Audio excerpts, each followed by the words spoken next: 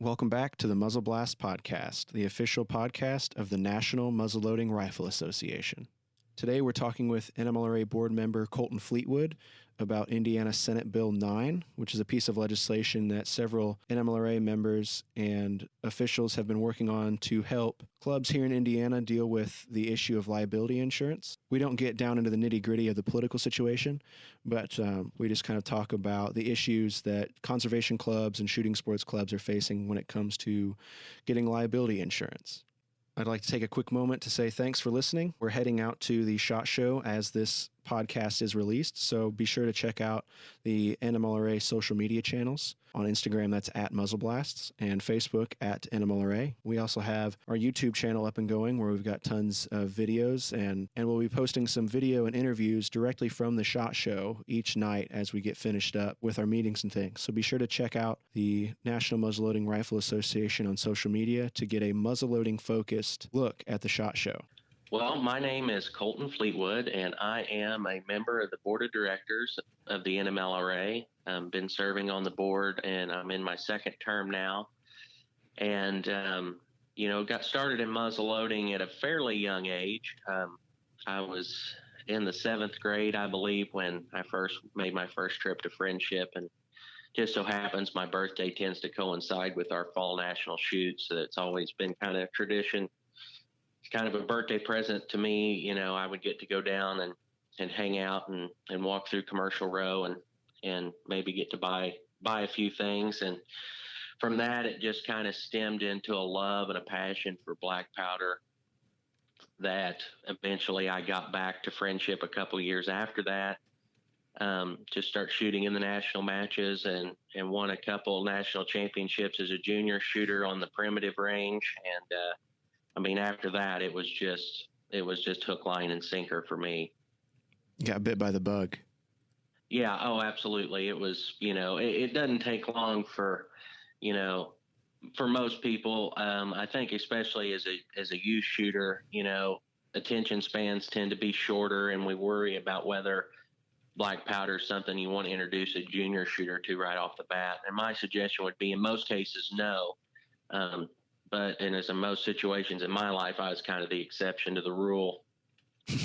Being somebody that's kind of more detail oriented and likes processes and learning the kind of ins and outs and the finer details of things in general, black powder was just a natural fit because it is a little bit more of a process, takes a few more steps. You got to really think about what you're doing. And to me, that added a level of enjoyment where to most it probably would take away from it. Yeah. It's certainly, if you're used to shooting modern firearms, it's a lot different in many ways because of that loading process every time. And I think people see that as a huge barrier. But once you get used to it and come through it, I think it's just like anything else. Oh, absolutely. From my end and my experience, it tends to be one of those things where if you're a guy that likes to go out and put a target out or shoot clay pigeons and you just want to keep shooting all day, muzzle loading is a big transition, a big step, because you don't have that ability to just continue to fire basically as fast as you can reload, whether that's via a clip or your, break action or whatever, you don't have that option in muzzle loading. You got to take that time to, clean between, or if you're not, just simply get reloaded. But for me, as somebody that likes to take a second and kind of, take a deep breath and say, okay, what do I need to do here? And that's where the target shooting side of it just really clicked for me. It's because, you fire a shot, you see where you've hit, you go back to the bench and you kind of take a minute and say, okay, while you're doing that process, you're also thinking in the back of your mind, what did I do there? Did I pull? Did I release it a little too quick? Was the break good? Did I follow through? Things like that, that you're not going to really think about in most times when you're shooting a modern firearm. Yeah, I think you spend a lot of your time when shooting muzzleloaders, especially competitively, you spend a lot of time in your own head. Oh, absolutely. For me, shooting, like that's the that's the real challenge. It's not so much, hitting the X or the 10 ring there, but it's keeping your head on straight so that you can keep shooting and getting your head out of the way, I think, is a big thing. Oh, for sure. As a kind of a joke, I've said if we ever write another book on the history of the NMLRA, I'll go down as Mr. 49. Not because I ever shoot a 9, I never shoot a 9 on the 5th shot. I always shoot a 9 on the 1st shot, whatever that is. So at least I know how to finish, I guess, in that regard. But yeah, I have in like the any sight bench rest ag and the 50-yard target, I've shot so many 49 and 4s, it's not even funny. And they all tend to be a 9 on the 1st shot, and a 50 and 5X holds that record. So I'm coming after it hard. You'll get there. Well, how old are you, Colton? You've got quite a ways to go before you start busting that record. I've got some time. I'm 24, so just 24. turned 24 last year, and been on the board of directors since I was 19, I believe. I was elected when I was 18, started when I was 19. So, it's just something I've always been passionate about. And this past fall made 10 years since my first trip to Friendship. And I couldn't imagine life without the NMLRA, not just Friendship, but the NMLRA in general. I've had the opportunity to travel, all over the country and meet all types of people, whether it's at most of the time through the NRA national annual meetings, and just the amount of people I've been able to talk with and get to know. It's just been an experience of a lifetime. And luckily, being elected to the board, and reelected and serving 3 years as secretary of the association, gave me opportunities I wouldn't ever have otherwise had to meet so many great people within our organization. And for that, I am truly blessed. That's great. We really appreciate it. We're working on getting the word out so other people can have, it's kind of weird to think about, but, revolutionary experiences with muzzleloaders, something so old, but it can really change your life. Well, but most definitely has mine. I've met probably my best friends in life, getting to know so many people, whether it's, on the rifle line or on primitive, guys like Tim Hamlin and things. They're just absolute legends of the sport, Yeah. I'd love to get Tim Hamlin on sometime. I'm gonna shoot for that here this spring. He's just a hoot and a half. He is a hoot, and he's taught me a lot of little things. Shooting on the primitive side's kind of a different nut to crack, and I'm thankful I cut my teeth there. For those who maybe don't know about the primitive side and the living history side of the NMLRA, Sure. What do you mean when you're talking about that and being a place where you cut your teeth? How is that different than what people probably think in their head about a shooting range? So if you've ever made the trek to Friendship, or for anybody that's heard about it or wants to know more, our Walter Cline National Range is kind of split up into two areas. We have the area that is across State Road 62, which tends to be most of our I want to say more modern disciplines. So, you're not dressing up in 18th and 17th and 18th century primitive dress. People are just in normal street clothes, but, we're shooting chunk gun and slug gun and shoots and rifles and muskets and bench rest and offhand rifle, pistol, trap, skeet, sporting clays, quail walk. That's all on one side of the road, as we like to say. Then you go on the other side of the road to another part of our property. We have the primitive range, which is people that are dressed up in period correct outfits, shooting. And you have also the tomahawk and knife range, and also in our archery range. So when I say cut my teeth there, that's where I got started when I started shooting at Friendship, because I knew more people that shot on that side of the road. Guys like I say, Tim Hamlin and Chuck Paul and Bill Wright, and just a handful of other guys that kind of helped me get started. And shooting over there, not only do you have to be able to shoot in a lot of different scenarios, because it's kind of a culmination of all the different disciplines, kind of, in a way.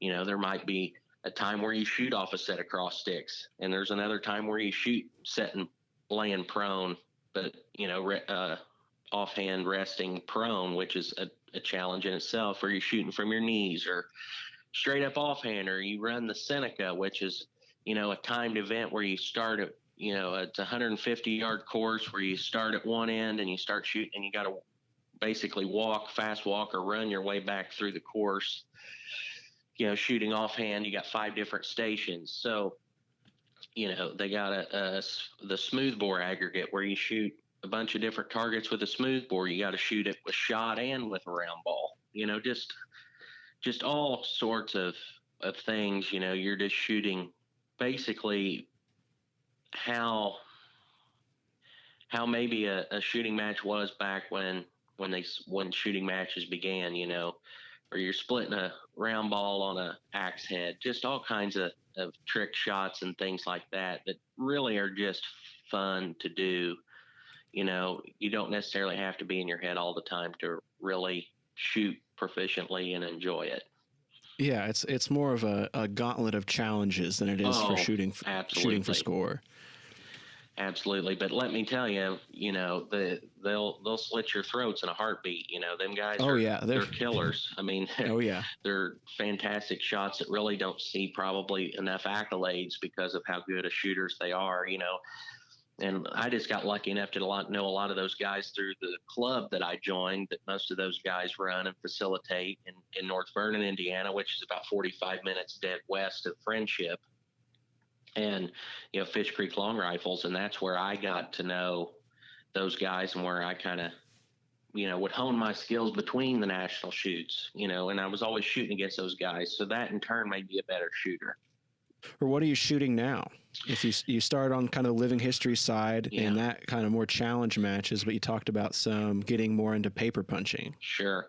Well, as they would probably tell you, I went to the dark side. So I started shooting, I shoot primarily bench rest currently, and shoot a little bit of offhand, not much, wanting to get more back into offhand shooting, because I kind of where I started shooting a lot of offhand, and then kind of migrated away from that, but now shoot a lot of bench rest primarily, and chunk gun, and also the table matches. Very cool. Yeah, it's a lot of fun. You shooting bench rest, you got all these wind flags out there that you're watching, and you're waiting on condition, and you try to pick a condition that you think will be consistent, during your 45-minute relay, and sometimes you pick a condition and, the wind changes direction or light changes, and you're thinking, well, now I got to make a change. So you either got to click into it, or, if you're shooting a scope, you may, which is very limited on what we can shoot scopes with and bench rest, but, you may hold off, but, you got to remember which way you clicked, because if your condition comes back, you may have to click out of it. So, just again, an added layer of challenge and process that for me really excites me and challenges me, where it could be very frustrating to most. Yeah, for sure. Well, we wanted to have you on today because you just took a trip to the Indiana Senate, I believe. Is that correct? That is correct. Yes, I was there on Wednesday and testified in front of the Senate Judiciary Committee for a great piece of legislation that I hope the Indiana General Assembly will get behind and have good faith in that. So could you tell us a little bit more about that? Sure. Well, to begin, I served as a Senate intern back in 2018 for this last short session. To kind of explain that, Indiana has 2 different types of sessions that alternate year after year. They have short sessions, which are basically the non-budget years. So every other year they have a budget year, which is when they craft the annual budget for the next 2 years. So those are what they call the long sessions. So they last about another month and a half-ish. So the last short session is when I was in the Senate, and had probably the greatest single experience of my life. Was there for 4 months and got to know so many wonderful people, and senators and staff alike, and really kind of found a second home. They call it the Senate family for a reason, and they kind of stay your family for life, even though you go on and do other things. And so got to go back there Wednesday and testify for a bill that's authored by the former senator that I worked for, Senator Jim Toms, who's from Evansville, serving District 49. And Senate Bill 9 is basically it's a very simple bill, and it just creates an immunity from liability for anybody that owns or facilitates a shooting range that is certified by a national shooting organization. So, let's say me and you go to the NMLRA range, and something happens and I'm do something negligent and accidentally shoot you. The goal of the bill is you couldn't come after the association. It's just a way or the owner of the range, or the owner basically. of the range. So if we were shooting there at Friendship, that's the design of the bill. And so that means you can still, sue the person that, committed a tort against you, but you can't come after the owner of the facility. And the reason we felt this piece of legislation, we needed it, is because it is something that I've learned as a member of the board and former member of the executive committee of the NMLRA, is simply insurance companies do not want to write liability policies for gun ranges. And it's not because they're unsafe. That's the thing. Right. We're seeing that not only on the gun range side of the NMLRA, but also living history events in general. Yeah.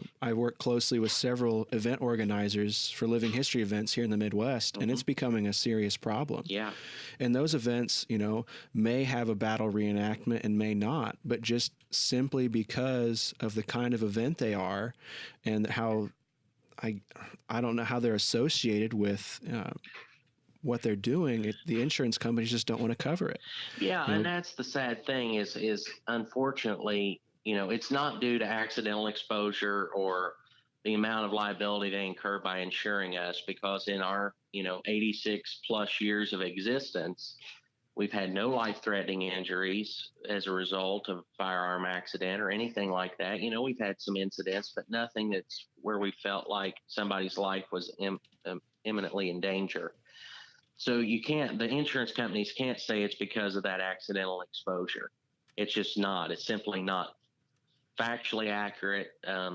And so we felt like that this is due to kind of the growing political climate in our country that wants to try to snuff out shooting and shooting sports.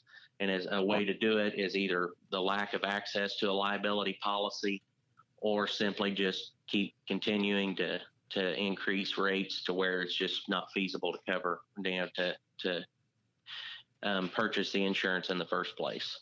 Yeah. And it's kind of crazy, but it's the world that we're living in. Yeah, it's sad, right and I felt like, Senator Steele, Brent Steele, who's now the president of the NMLRA, former state senator, has a good working relationship and kind of helped craft the legislation. And, something I tried to get across to the committee that maybe didn't get to come across as well as I would have hoped was, yes, the costs are exuberant. We spend around $40,000 per year on insurance coverage just from target shooting liability purposes. And yes, while that is a significant cost, that's not our barrier to entry in this scenario. The barrier to entry is insurance providers simply do not want to write policies. When Senator Steele came in as president, immediately started shopping insurance across the board for the organization. And there was nobody that would write a policy for the target shooting liability side of it. And, that became disturbing because, while you are legally allowed to self-insure in Indiana, self-insurance, you have to dedicate a large pool of money to be self-insured, and simply put, it's just not money the association has to put up in order to try to self-insure in case, in lieu of having a liability coverage policy. So my hope is we amended the bill in the committee took a lot of language out. Some language we're going to try to get put back in that was regarding kind of agritourism and things, because we hope that would mobilize the state to be able to start doing some advertising and things for the organization. If we get that agritourism language back in, which I think shouldn't be a problem. I think it might actually just accidentally been taken out. So we're working on some of that stuff, and there might be a couple little bitty changes coming, but for the most part, the bill's looking really, really good. And we got good senators behind it. Actually, the chairman of the Senate Judiciary Committee, and actually the senator that took over for Brent, Eric Cook, is been added as an author on the bill and's got behind the bill. So I have a good feeling that we'll get it over to the House in a nice, pretty package, and hopefully they'll get it back to us in the same, and we'll get it to Governor Holcomb's desk. That's great. Yeah, so exciting, really. It was a great honor to be able to represent the association on that level, and hope that I did us justice. And I think that the committee saw what we're trying to do. We don't want to create an out for somebody that acts with gross negligence or willful or wanton misconduct or things like that. We just want just a simple protection for people that want to create a space for folks to train or practice their firearm, become more responsible gun owners, not to feel like their back's against the wall in a situation where there's an accident at the range that they're not really at fault for, but yet feel like they might be sued. That's all we're trying to do. Hopefully this can get going. Well, my hope is that it becomes model legislation. That's my hope. It becomes model legislation for all of the, Midwestern and Southern states that, are very pro Second Amendment. My hope is that our bill, is something they look to and model after. And hopefully, it will spread similar to Castle Doctrine down, when it started in Florida, and it's worked its way around the country to protect people that are just wanting to protect themselves. So I think that it's a great bill.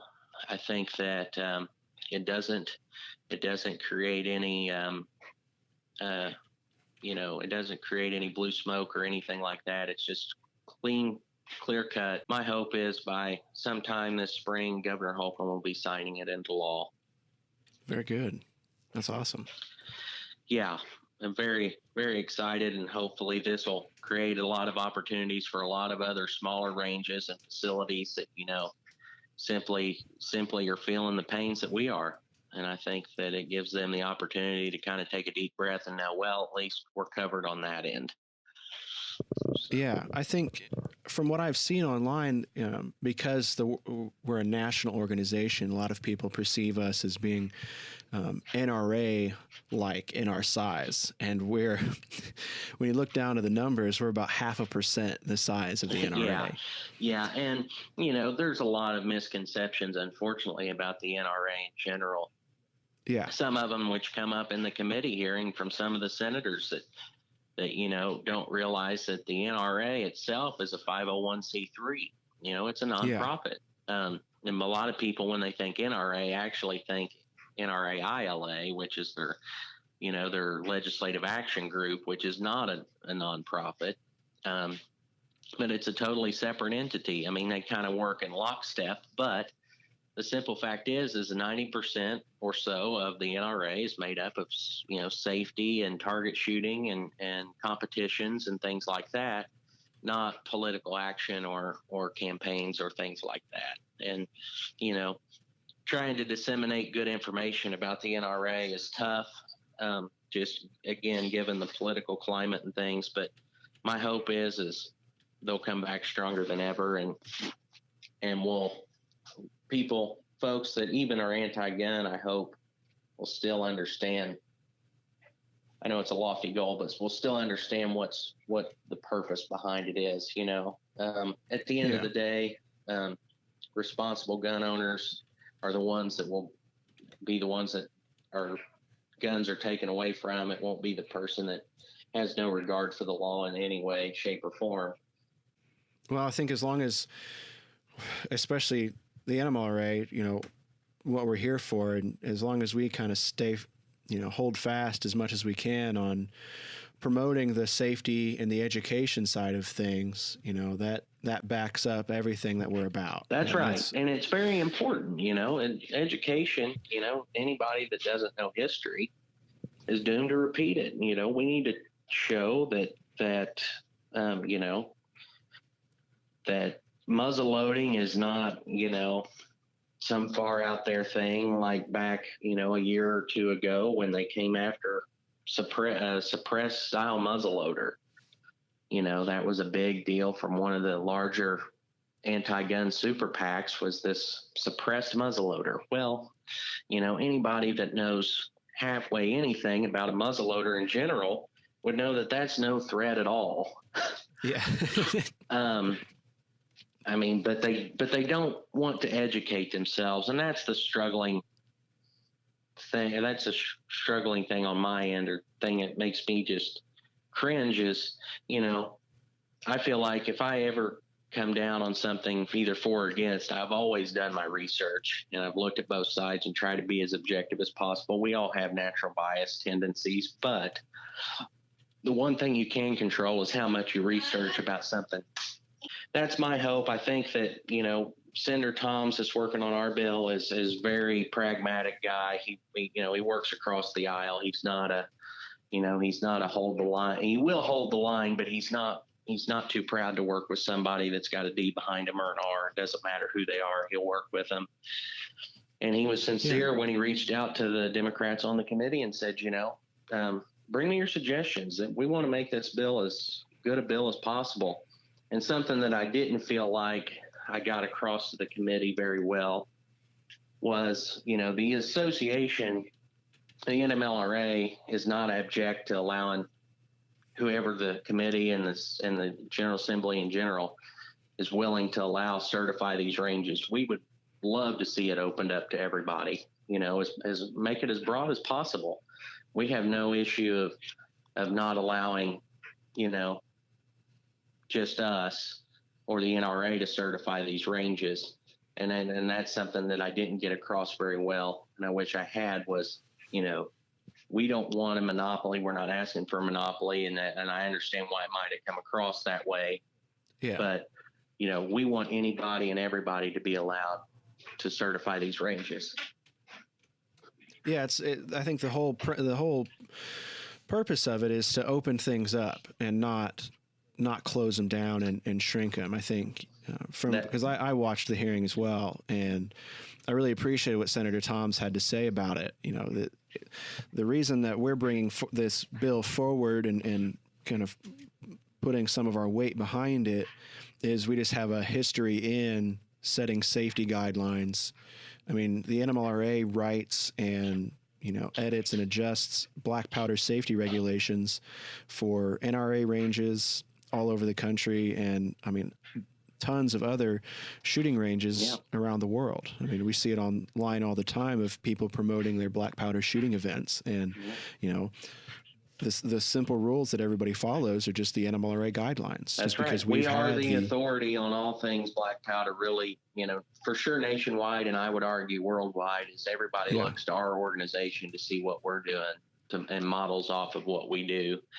And that comes with a great responsibility, and when things like this arise, we need to be there to stand up for all of the other organizations that maybe either fall under our purview or don't, but find ourselves in a similar situation. And that's why we were adamant about, pursuing this legislation. And like Senator Tom said in his closing statement is, nobody's coming after, racing or motocross or, like he said, even lumberjack competitions.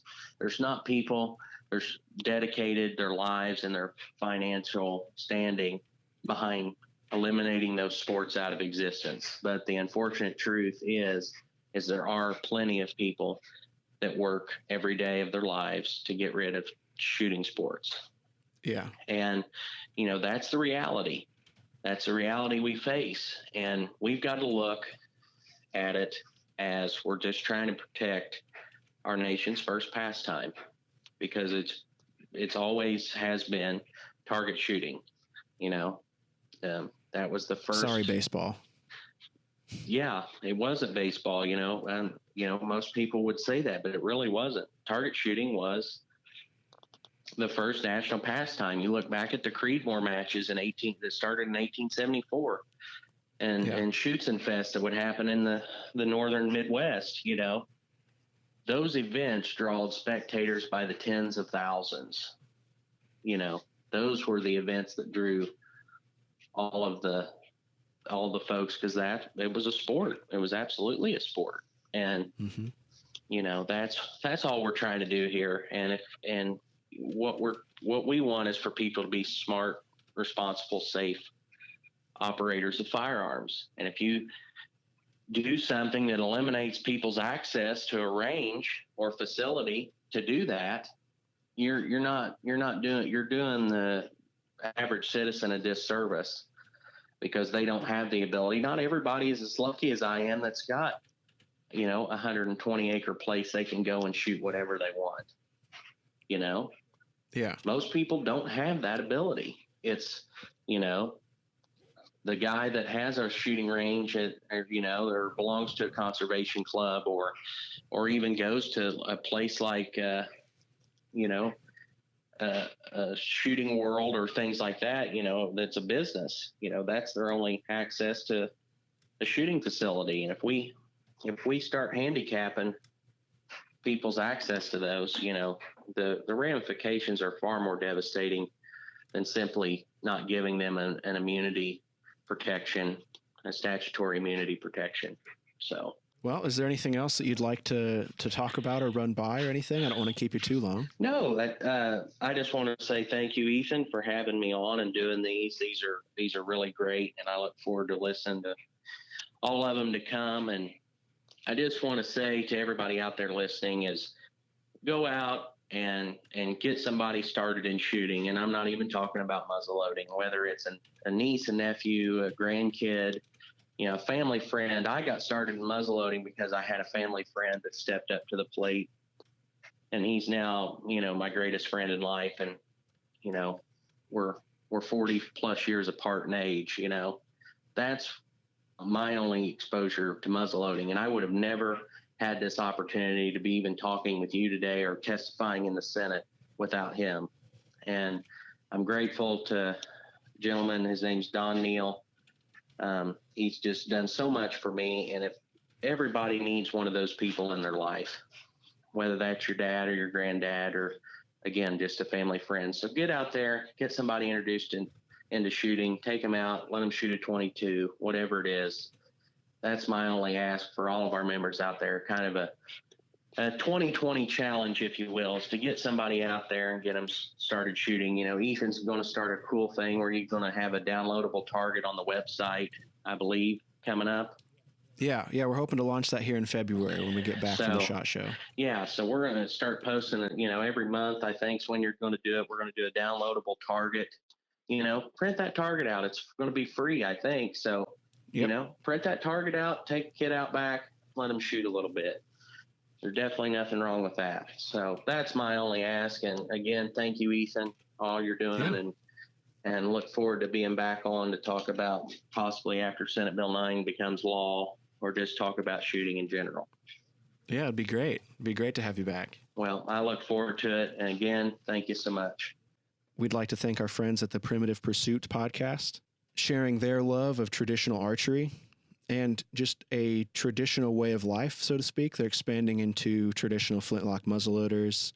They talk a lot about archery hunting, but with hunting season closing, and as they put it, foam animal season coming in, they're going to get talking about a lot of archery shooting sports and things. So be sure to follow those guys at Primitive Pursuit and check out their podcast. I'd just like to say thanks again for listening. If you'd like to support the show or the National Muzzleloading Rifle Association's efforts to preserve American history through the sport of muzzleloading shooting, you can find out more through our website at nmlra.org. That's nmlra.org. Thank you.